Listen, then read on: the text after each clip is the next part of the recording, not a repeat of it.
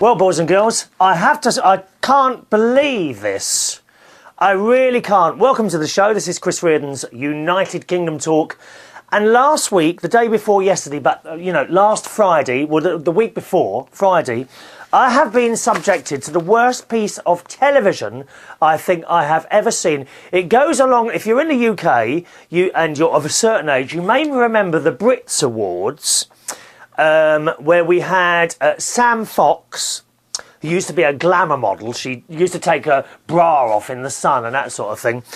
And that bloke from Fleetwood Mac hosting the Brits Award. Does anyone remember that disaster? Well, it's happened again. It's happened again, this time not with the Brits Awards, but with the Eurovision selection show, Your Country Needs You, hosted by Graham Norton. Now, I saw this the Friday before last on BBC One. It is one of the worst pieces of television I have ever seen in my entire life. Now, if you're not in the UK, let me explain a little bit about the programme.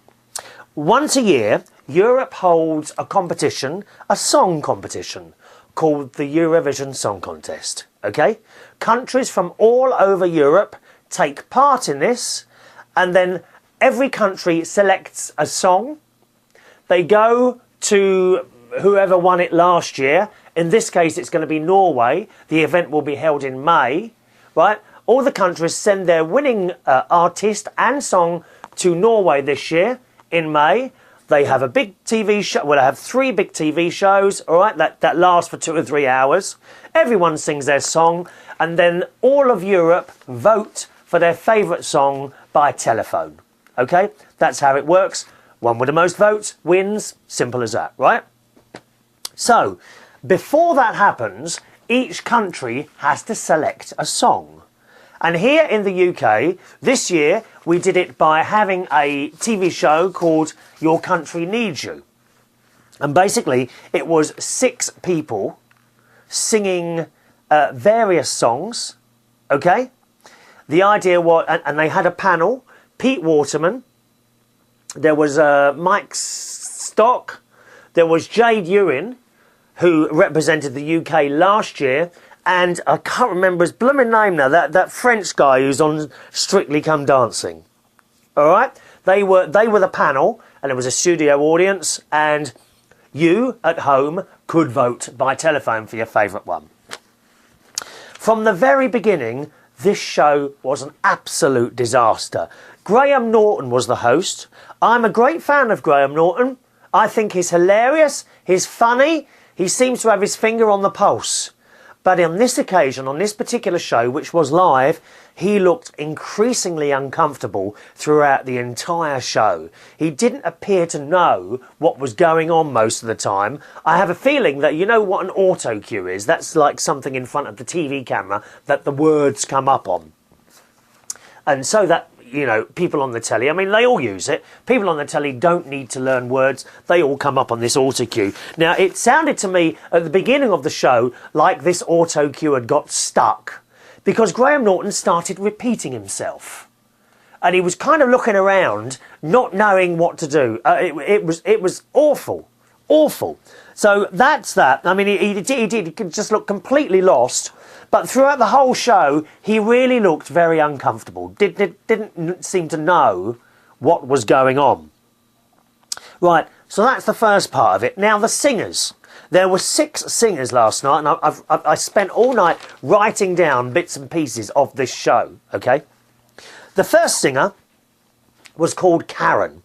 Now, Mike Stock and Pete Waterman wrote songs, Stock Aitken Waterman, I'm sure you've heard them. They've written for Kylie Minogue, Jason Donovan, Donna Summer, Rick Astley, Sonia, and many, many more. They've had hundreds of hits, hundreds and hundreds of hits, mainly in the 80s, okay? Now, the first part of the show, these 6 singers had to sing one of the Stock Aitken Waterman songs.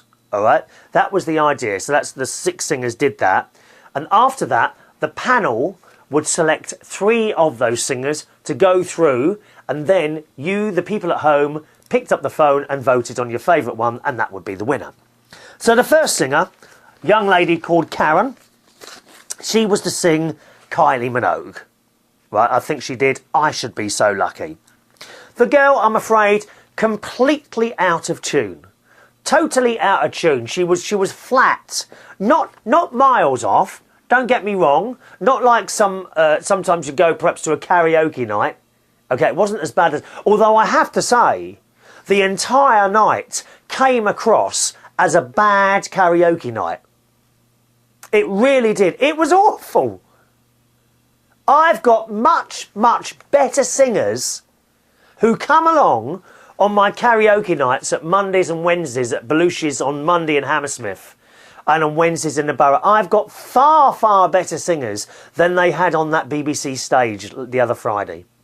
Absolutely. Far better singers. Anyway, this girl, Karen, completely out of tune. The whole song was out of tune. She was trying to look sexy, okay?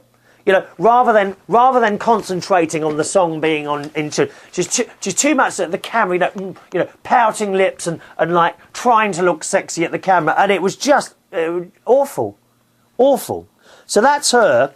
The panel, when she had finished singing, I don't know if they were hearing a different sound to the rest of us, but they sat there and said they liked the tone in her voice.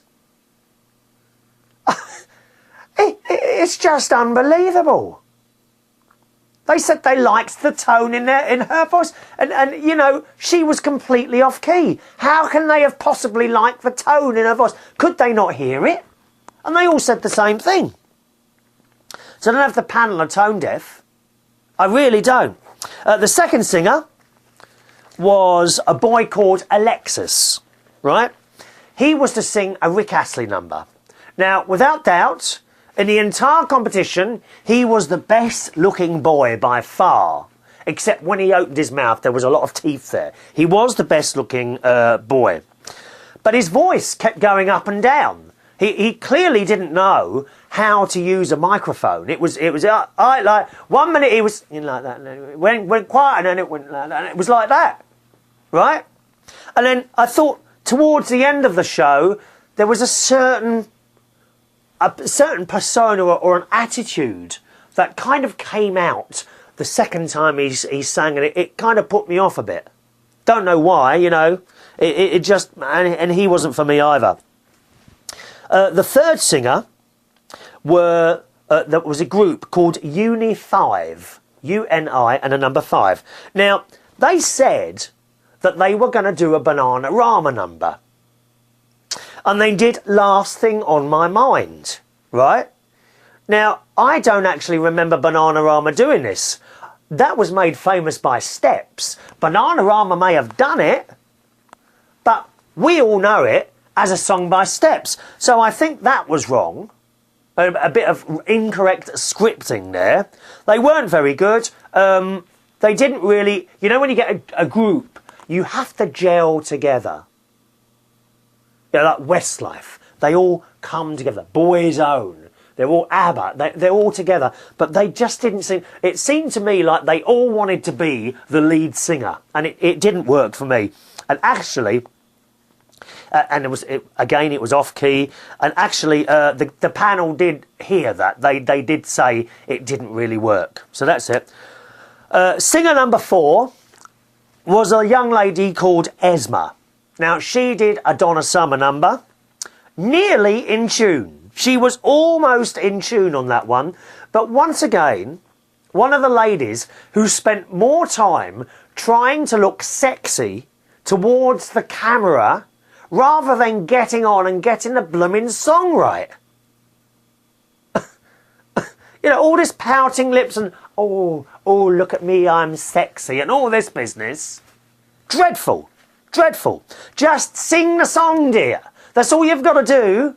It's not hard. Sing the song. The fifth singer was Josh.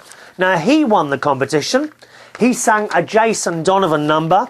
By far, he had the best voice. It was natural, okay? He didn't appear to be trying too hard. It was natural. He very much reminded me of Joe McElderry, who won the X Factor last year. Not a bad singer at all. Big nose, okay? Average looks, very average looks, which for a TV show, and that's no disrespect to him, but for a TV show, I think it should, you know, perhaps when people are looking at things, it might not pick up the votes. From my point of view, I would be voting for The Voice, okay? Wonderful singer he's got.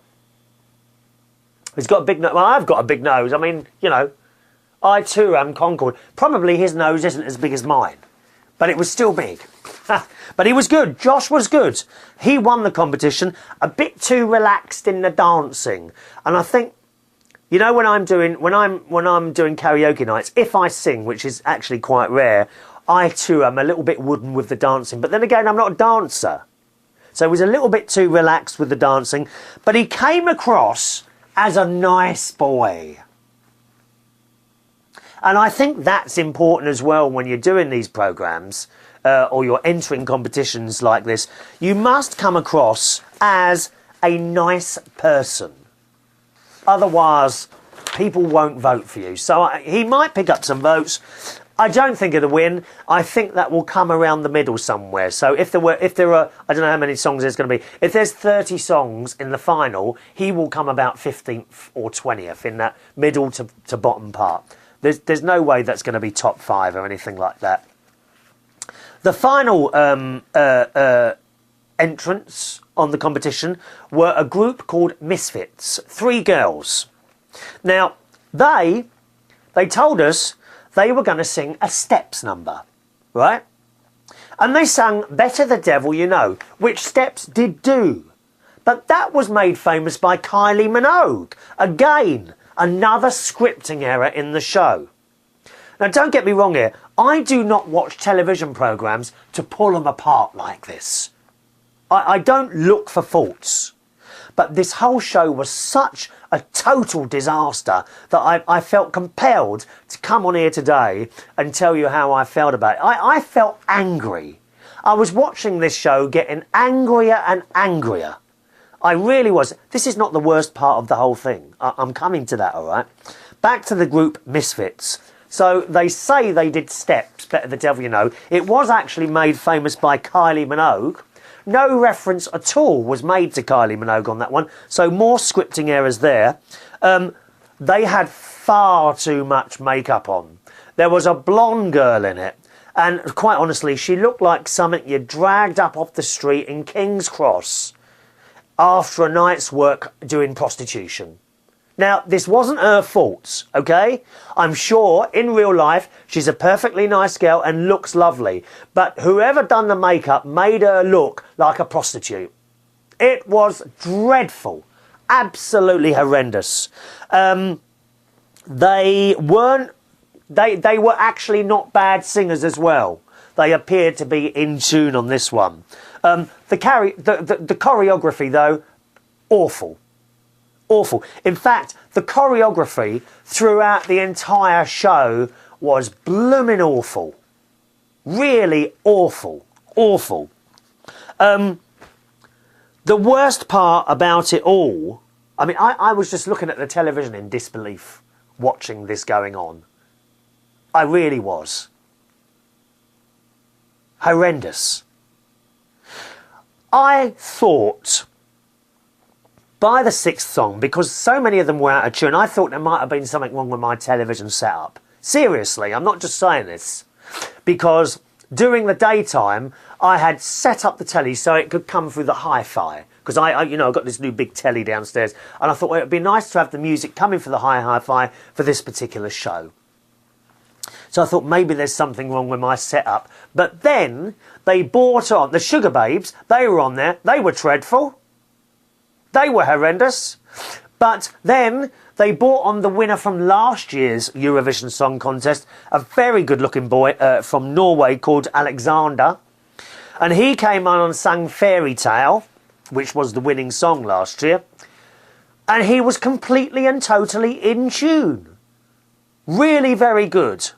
And I thought, oh, well, maybe he's miming. But no, because he then picked up the mic. Well, he had the mic, obviously, throughout the whole show. But he said something halfway through the show and it came across. So he can't have been miming. So therefore, that said to me he was singing live and he was the only one that was note perfect. The rest of them, they were awful. Where on earth did they find these people? Did anyone see this show?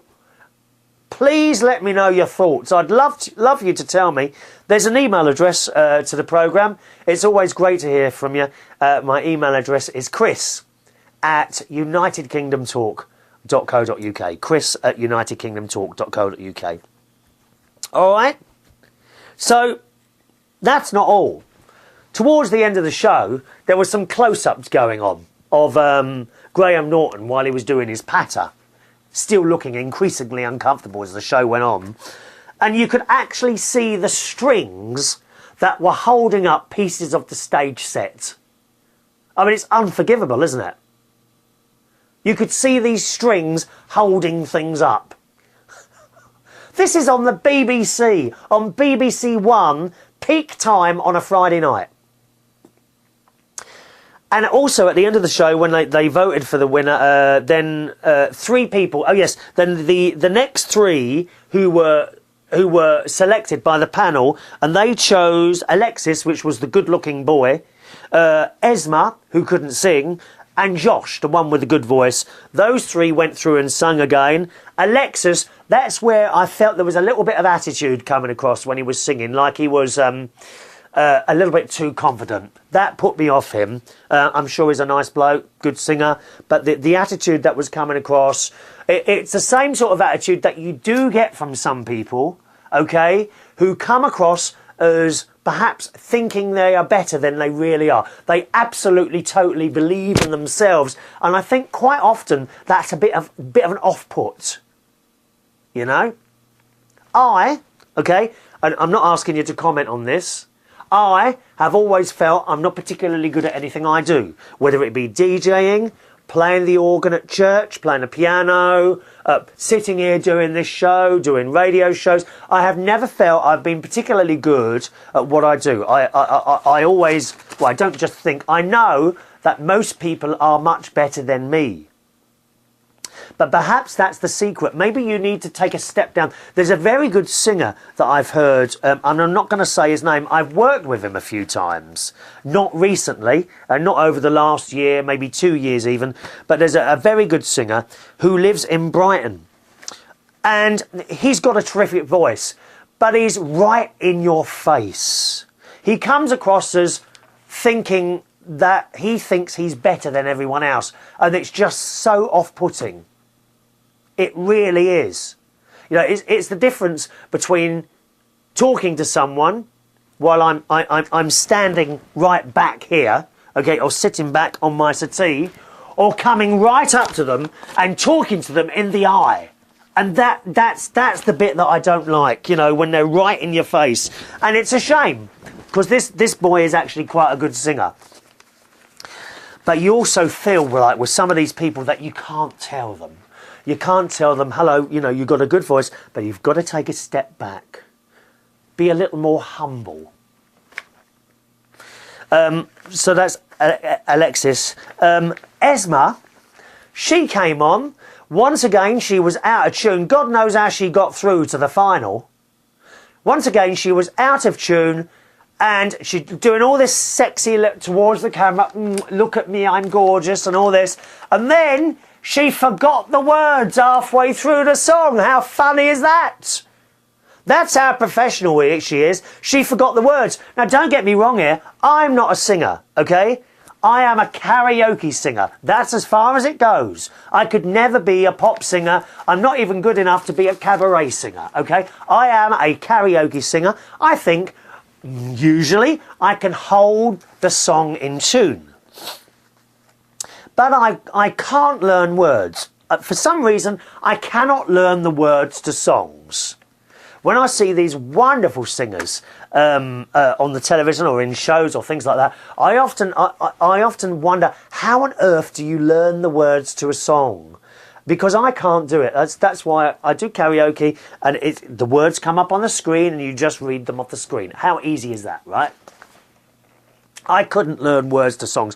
But she was a singer. She had been got into a competition on television on BBC One on a Friday night, and she forgot the words.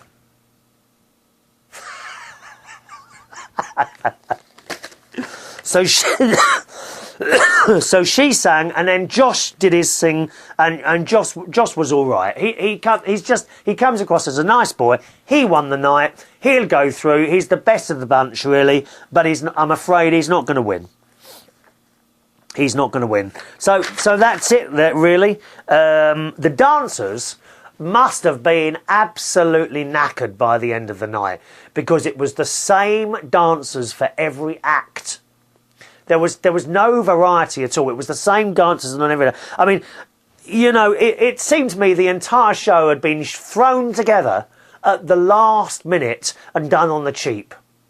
It really did. But the worst thing by far about this entire show was the sound. I don't know who was operating the music and the microphones, but it was so wrong, it was untrue. Most of the time, the singers were far too loud for the music. It was dreadful. Whoever was pushing those buttons needs to be sacked or retrained. In fact, the producer, who was the producer of the show, I don't know. But the producer selects all these people to work with him. And God, did he make some mistakes. Horrendous. So if you did see that show, I'd be very interested in hearing your comments on that one. My email address is chris@unitedkingdomtalk.co.uk. All right, chris@unitedkingdomtalk.co.uk. Did you see the show? Do you agree with those comments? Or maybe there's bits of those comments that you don't agree. You think I'm being a bit too harsh there? As I say, I never ever pull apart programmes like I pulled apart the one last night. Usually, you know, if there's little mistakes, I'll just ignore that. But I just sat there in front of the telly getting more and more angry because it was so badly done. So badly done. Let me know. chris@unitedkingdomtalk.co.uk. Email time, boys and girls. First of all, a quick one here from someone via YouTube. Crafty Fox Studio, who simply say, "This is great." So thank you very much for that. Do you know, it's nice to have a little comment like that now and again. just a one-liner like that. Lovely. Really nice, that. One here, sent by Alex Brunt, okay, on the 6th of March. You'll love this one. And it says, "Man, I'm a slacker. Chris, Happy New Year, mate, and all the best for United Kingdom Talk for 2010. Love the chatter." Yeah, you are just a bit late. 3 months, dear. Do try and keep up with the rest of us, dear. Honestly. Talk about being late. Dear me. I want to do these in order. Okay, another couple of quick ones here. From Ray in Canada. Hello, Ray. Who says, "Laugh out loud, I love how random you are. You change topics mid-sentence and it confuses me. But I laugh a lot." I'm a very confused person, Ray. But isn't that the way to be? A little bit mad and confused all the time? That's how I prefer life. Mad and confused. Thank you, Ray. Hello to Sledgica, again via YouTube, who says, "Nice videos from Sydney, Australia. Good day, mate, from the land of Skippy. Skippy, Skippy, the bush kangaroo." And why did it use to tut, didn't it? That kangaroo. It used to tut, this kangaroo, didn't it? Yes. Oh, yes, here we go. Pack Jim. Hello, Pack Jim. Who writes several comments, actually. Let me try and do the... I don't know if I'm going to do this in order. Oh, he says, "Rule Britannia," right? I must remember that. Yeah, I was singing a song on a previous show. "Rule Britannia, Britannia rules." Although not on this year's Eurovision Song Contest, dear. No chance of winning. He's a nice boy, he'll do all right, but he's not going to win that, I'm afraid. Come back, Nicki French, for Christ's sake. You know, she never got the position that she deserved. Nicki French, wonderful singer. Let's see. Pack Jim 56 also writes, I had no idea they had bats in Australia before you mentioned them. Yes, they have fruit bats in the botanical gardens in Sydney, dear. Oh, you must go and see. There's hundreds of these, thousands of these things hanging on trees in the sunlight. It says, now in answer to your question, what is a marsupial? Because I didn't know what that was. It is a mammal that bears its young after they are born. Okay? Such as a kangaroo does in its pouch, or an opossum does in its back. And as to your question, what is prehensile towel? Because I didn't know that either. It is a towel that can grasp or grab onto things like a tree limb. Opossums can hang from trees by their tails. Now that would be a useful thing to do, wouldn't it? Eh? If we had a tail or something like that, you could just hang down from trees. Because people don't look up, do they? You could spy on people. Eh? You could spy on people by just hanging up in a tree on your tail. And they'd never look up and they wouldn't see you. You could watch as they walk past. Yes. Yes. Pac Jim also says, oh dear, I should not refer to bats being a plague, as they are actually very helpful to the environment. I don't know about that. Don't know anything about that. They keep flying insect populations down. They help spread fruit-bearing plants through their guano droppings, and the guano manure they produce is an extremely valuable fertiliser. Did you know that? One should not give bats a bad reputation, even if they do creep you out. Yeah, lots of animals do. Their waste is very good for the environment. Is ours? You know. I mean, I've started doing some plants. Oh yes, I meant to tell you this. I've started growing sunflowers again this year, and get this right. I planted the seeds in little pots. And put them in the airing cupboard. 3 days they took, and they were up and out. God, that's the fastest time I've ever germinated seeds. Mind you, it's quite nice and warm in that airing cupboard. So I've got those. But can us as humans, is our human waste any good? I mean, if I, plant my sunflower seeds in the garden, is it quite a good idea to crouch over them and, go to the toilet on them? Would that be a good idea? I mean, I don't know what the neighbours would say. I'd have to do it late at night, wouldn't I? You wouldn't want to see it. You wouldn't want anyone to see you crouching over the plants. Is human waste... Do we have any gardeners watching the show or listening? Is human waste good for plants? Do let us know. Email address chris@unitedkingdomtalk.co.uk. Right, and one more for here. Just time for one more email, again from Pac Jim, who says, Chris, I've got those emails the wrong way round. Never mind. Chris, I noticed on this show you mentioned fruit bats in Sydney. If fruit bats are indigenous to Australia, then my whole theory on marsupials being the only indigenous mammals in Australia is very much in error and needs to be rejected out of hand, or something that's happened to me for years, being rejected. Since fruit bats are not marsupial, I find it highly unlikely that men would have intentionally plagued the Australian continent with fruit bats. My apologies for my poor scholarship. Don't you worry about that. We all make mistakes. God knows I make enough of them on this show. Anyway, boys and girls, that's it for today. A couple of emails here, one from Vicky and one from Jennifer that will come up in the next show. As I say, it's always very, very nice to hear from you. And if you have any comments at all on that dreadful programme, Song for Europe, please, or not Song for Europe, Your Country Needs You, please send them in. chris@unitedkingdomtalk.co.uk is my email address. And don't forget the live show on Monday afternoons at 12 o'clock UK time. Once again, go to unitedkingdomtalk.co.uk. Top left-hand corner, click the yellow button. See you on the next show. Thanks for watching and listening. Bye-bye now.